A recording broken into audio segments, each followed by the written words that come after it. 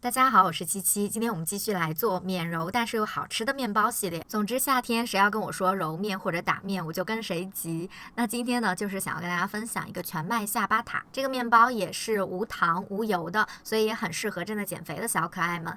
之前有小可爱要求做一些健身党或者是减肥党可以吃的甜点或者是点心，我都有看你们的留言或者是弹幕哦。所以呢，如果有什么想说的或者想看的，也要记得告诉我呀。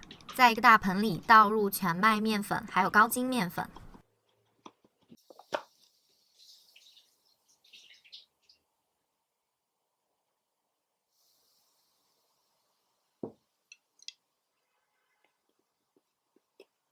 夏天加冰水就好了，如果是冬天的话呢，就可以加常温水或者是温水。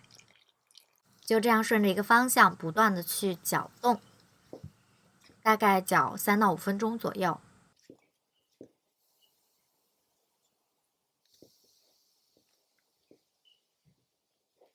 接着就盖上保鲜膜，放进冰箱，让它冷藏松弛30分钟左右。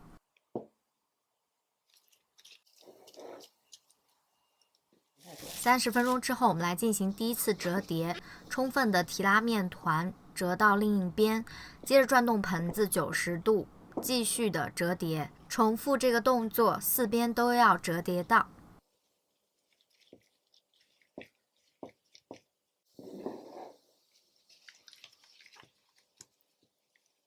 折好之后，就继续盖上保鲜膜，放回冰箱冷藏松弛25分钟左右。因为夏天温度太高，所以说呢，可以垫一个冰盆儿，这样子的话呢，也可以延缓它的发酵。现在我们来进行第2次的折叠，也是4边都要把它折叠好。第2次的时候，明显感觉到面筋呢，它是更加的强韧了。折好之后，依旧放回冰箱去冷藏松弛25分钟左右。冷藏好的面团再进行第3次的4面折叠，就可以放在现在的室温下来进行发酵了。现在的室温是30摄氏度，大概发酵到2倍大小。面板上撒够干粉之后，就把发酵好的面团倒扣在面板上，不要用手去拎它，这样会破坏其中的气泡的。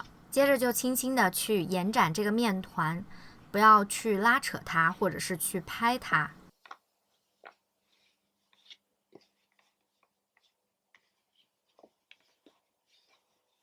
然后就把面团切成你想要烤的形状就可以了。切好的面团继续放在室温下，再发30分钟左右。烤之前可以在表面上喷一些水，这样子的话呢，它的皮子会更加的脆一些。放入预热好的烤箱，上下火210摄氏度烤20分钟左右。这个面包是无油无糖的，所以非常完美的保留了麦子的那种很香醇的原味。外皮脆脆的，但是内部呢却非常的柔软，希望大家会喜欢，我们就下期见吧，拜拜。